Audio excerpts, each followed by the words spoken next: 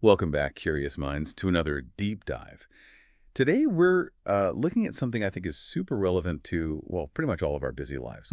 We're drawing insights from a really thought-provoking source. So the source material for this deep dive, it's titled Excerpts from A Day in My Life, Living with Intentional Mindfulness. And that itself is actually part of a larger work called A Day in My Life, Living with Intentional Mindfulness in a Chaotic World.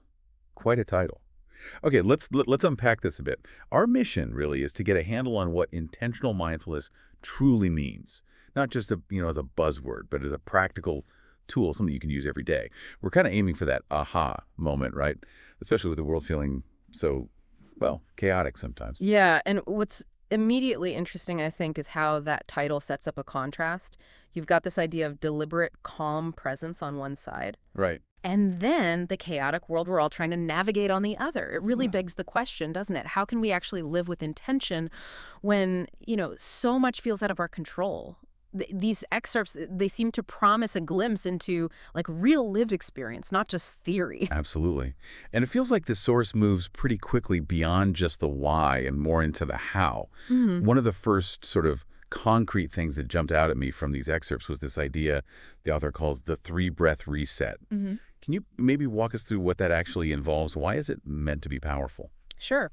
The three-breath reset, it's presented as this really quick, almost like on-the-go technique. The author describes it as basically taking just 3 conscious breaths whenever you feel overwhelmed, or even just when switching tasks. The first breath is about noticing, what's going on right now, acknowledging the chaos, maybe. Okay, just noticing. Yeah. Yeah. The second breath is focused on intentionally breathing out tension or distraction, letting it go.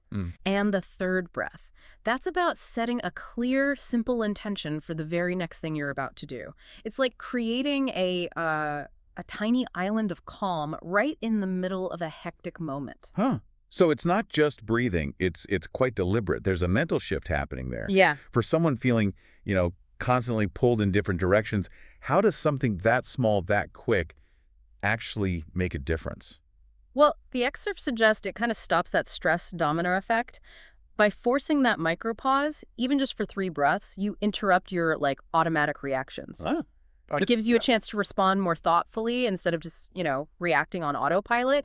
It's presented as a really practical way to reclaim a bit of agency during the day. right, agency. I like that. And it seems it's not just about handling those sudden stressful moments. The author also seems to put a lot of weight on how we move between things, like tasks or parts of our day. There was another key idea in there about mindful transitions. What's that about? That's right, yeah.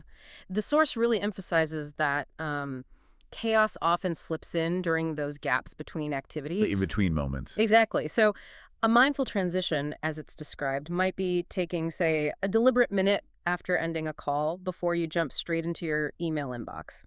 Or maybe creating a clearer boundary between your workday and home life. Okay. The author suggests simple things too, like actually closing all the tabs from your last task on your computer, or standing up, stretching, maybe even just taking a quick walk around the room to kind of physically signal a shift. Like creating a mental reset. Precisely. It's about signaling to your brain, okay, that chapter's closed, now we're starting something new. Yeah, I could see how that would stop that mental spillover effect, where you're still thinking about the last meeting while trying to start the next thing. Makes those shifts feel less jarring, maybe. That's the idea. It helps conserve your mental energy, lets you bring, ideally, fresh focus to whatever's next instead of carrying the residue of the last thing. It's about being fully there for what you're doing now. Makes sense. And it's not just about the start in the middle of the day, is it? The excerpts also seem to touch on closing the day mindfully. That idea of an end-of-day intentional reflection caught my eye. Yes, that's framed as a really powerful ritual. The author suggests instead of just crashing out or, zoning out in front of the TV, Which is tempting. definitely tempting, but instead take maybe 5 or 10 minutes to just briefly review the day. And it's not about judging yourself. It's more about acknowledging what went okay, what was tough, and maybe what's one thing I can learn or just let go of from today. It's about consciously sort of closing the loop. So it's like processing the day rather than just letting it all pile up mentally and maybe stopping it from spilling into tomorrow morning. Exactly that. It's about putting the day properly to rest. The source argues this helps you internalize lessons, maybe notice small wins you'd otherwise forget, and consciously release some of those stressors so they don't just fester overnight.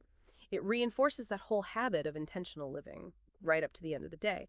And if we kind of zoom out and connect all these pieces, the reset, the transitions, the reflection, the bigger picture here from the source anyway, it seems to highlight this really universal desire we have for a bit more peace, a bit more control in our often hectic modern lives. It's more than just passively being present. It's about actively choosing to be present and engaged, especially, when things feel difficult.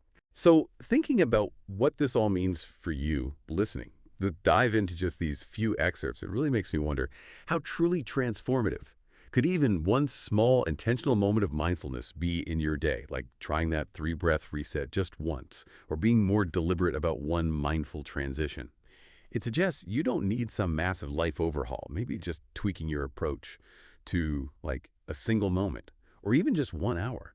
And here's maybe the really interesting takeaway to chew on.